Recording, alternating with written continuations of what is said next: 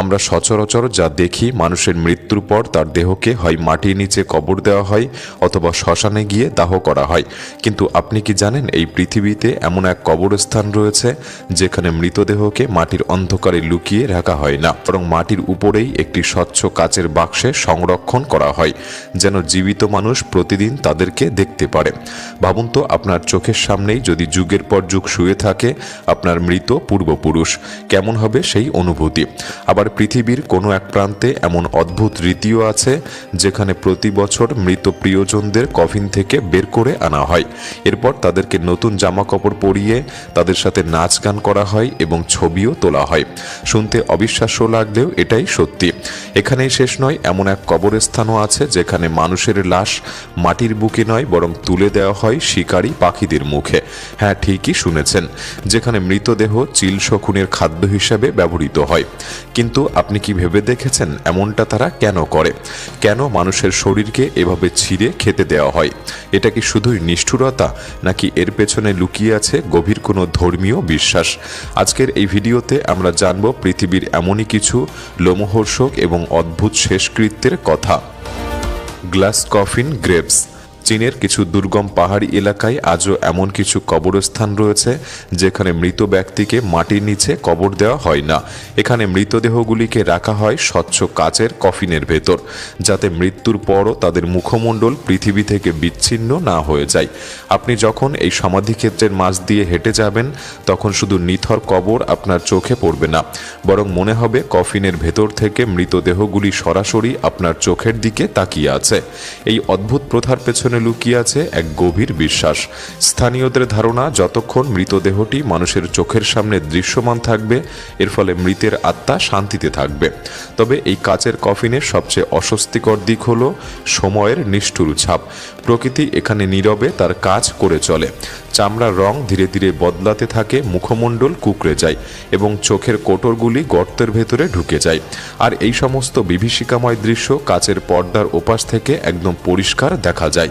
এখানে মৃত্যু কোনো এক মুহূর্তের ঘটনা নয়, বরং চোখের সামনে ঘটতে থাকা এক দীর্ঘ প্রক্রিয়া। এই কাচের কফিনগুলি দেখে গা শিউরে ওঠার আসল কারণ কিন্তু মৃত দেহ নয়, বরং মৃত্যুর এই নির্মম দৃশ্যটা। এখানে জীবিত এবং মৃতের মাঝখানে ব্যবধান তৈরি করে শুধু একটি পাতলা কাচের দেওয়াল। Toraja cliff graves. ইন্দোনেশিয়ার সুলাওসি দ্বীপের তোরাজা উপজাতির কাছে মৃত্যু মানেই বিদায় নয়। এখানে মৃত্যুর পরও সম্পর্ক শেষ হয়ে যায় না, শুধু থমকে দাঁড়ায়।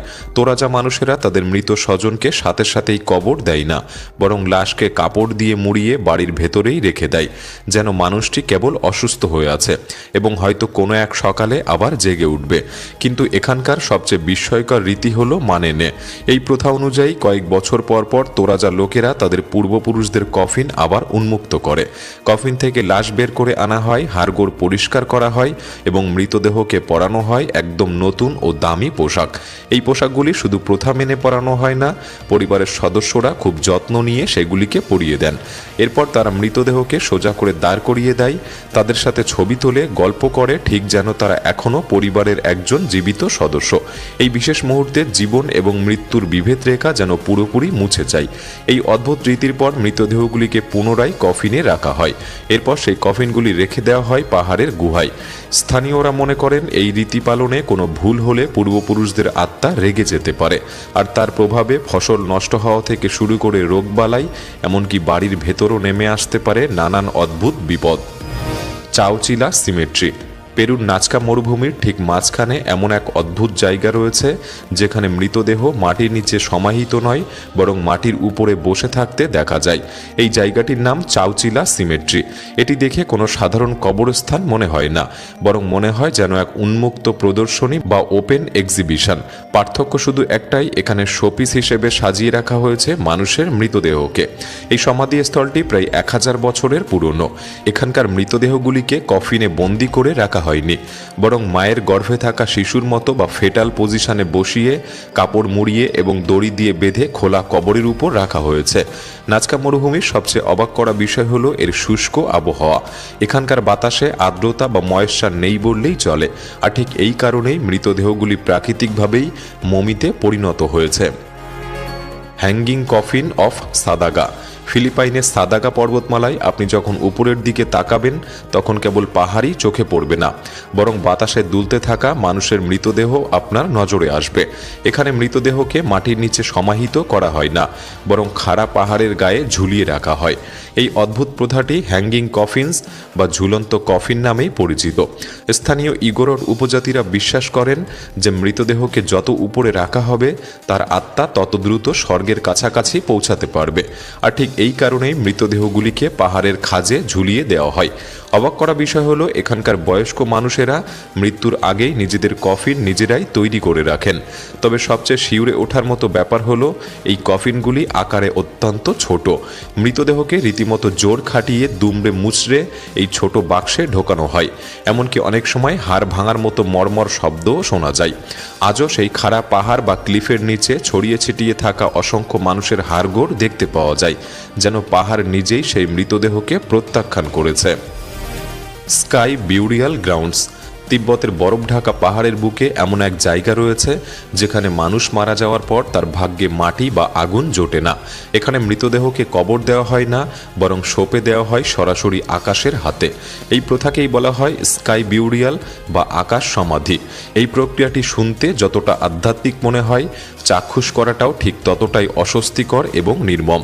যখন কোনো মানুষ মারা যায় তখন তার মৃতদেহকে একটি নির্দিষ্ট স্থানে নিয়ে যাওয়া হয়, পাহাড়ের একেবারে চূড়ায় খোলা আকাশের নিচে।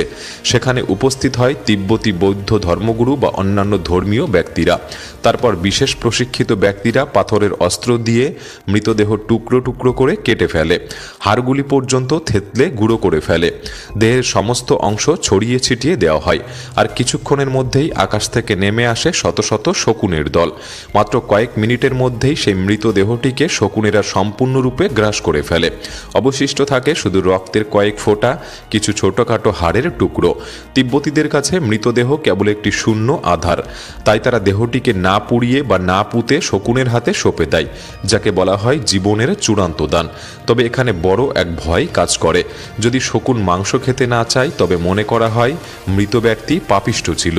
তাই অমঙ্গলের আশঙ্কায় স্বজনরা দূরে দাঁড়িয়ে ওই মৃত ব্যক্তির জন্য প্রার্থনা করে। Mary symmetry, Romania. রোমানিয়ার ছোট গ্রাম সাপান্তায় একটি কবর স্থান রয়েছে, যা প্রথম দেখায় মোটেও কবরস্থানের মতো মনে হয় না। এখানে নেই কালো পাথরের সমাধি, নেই শোকের আবহ, বরং চোখে পড়ে রঙিন কাঠের ক্রুশ, কার্টুনের মতো আঁকা ছবি, আর তার উপর খোদাই করা জীবনের নানা সত্যি ঘটনা। এই স্থানের নাম মেরি সেমেট্রি বা প্রফুল্ল কবরস্থান। কিন্তু নাম যতটা প্রফুল্ল, এর ভেতরের সত্য ততটাই বিচলিতকর। এখানে প্রতিটি কবরের উপর একটি করে হাতে খোদাই করা কাঠের ক্রুশ বসানো থাকে, আর তাতে লিখে রাখা হয় মৃত ব্যক্তির পুরো জীবন কাহিনী। তাতে শুধু ভালো কথা লেখা হয় না, বরং মৃত ব্যক্তির অভ্যাস, ভুল ত্রুটি, এমনকি মৃত্যুর কারণ পর্যন্ত উল্লেখ করা হয়। কোনো কোনো ক্রুশে লেখা থাকে অতিরিক্ত মদ্যপান করত, তাই তাড়াতাড়ি চলে গেল। আবার কোথাও লেখা আছে এই ব্যক্তি স্ত্রীকে মারধর করত, এখন সে নিজেই মাটির নিচে। এই ঐতিহ্যের সূচনা 1930-এর দশকে, যখন স্থানীয় শিল্পী স্থান ইয়ন পাত্রাস ভাবলেন মৃত্যুকে লুকিয়ে রাখা উচিত নয়। তার বিশ্বাস ছিল একটি মানুষ তার জীবন যেভাবে কাটিয়েছে সেভাবেই স্মরণ করা উচিত। প্রতিটি চিত্রে মৃত ব্যক্তিকে তার দৈনন্দিন কাজে ব্যস্ত থাকতে দেখা যায়। কেউ কৃষিকাজ করছে, কেউ মদ্যপান করছে, কেউ দুর্ঘটনার মুহূর্তে স্তব্ধ হয়ে আছে। অর্থাৎ মৃত্যুর সঠিক মুহূর্তটি এখানে চিরস্থায়ী করে রাখা হয়। স্থানীয় লোকেরা বলে যখন কেউ এখানে সমাধিস্থ হয় তখন তার কবরে লেখা শব্দগুলি পরিবারকে একই সঙ্গে কাঁদায় আবার হাসায়। কারণ এই কবরস্থান শুধু মৃত্যুর নয়, মানুষের পূর্ণাঙ্গ ও সত্যিকারের জীবনকে নথিবদ্ধ করে রেখেছে। মেরি সেমেট্রি ভয়ের কারণ নয় এখানে মৃতদেহ চাপা পড়ে আছে বলে, বরং ভয়ের কারণ এখানে তোমার জীবন তোমার মৃত্যুর পরও তোমাকে ছেড়ে যায় না। মৃত্যুর পর আমাদের দেহের সাথে কি করা উচিত? দাহ, সমাধি, নাকি আকাশের শকুনের খাবার? বৈজ্ঞানিকভাবে বা প্রাকৃতিকভাবে কোন উপায়টি আপনার কাছে সঠিক বলে মনে হয়? আমাদের কমেন্ট বক্সে লিখে জানাতে পারেন। আজকের এই ভিডিওটি ভালো লাগলে একটি লাইক করতে পারেন, চ্যানেলটি সাবস্ক্রাইব করে রাখতে পারেন। তাহলে দেখা হচ্ছে পরবর্তী নতুন একটি এপিসোডে। ধন্যবাদ।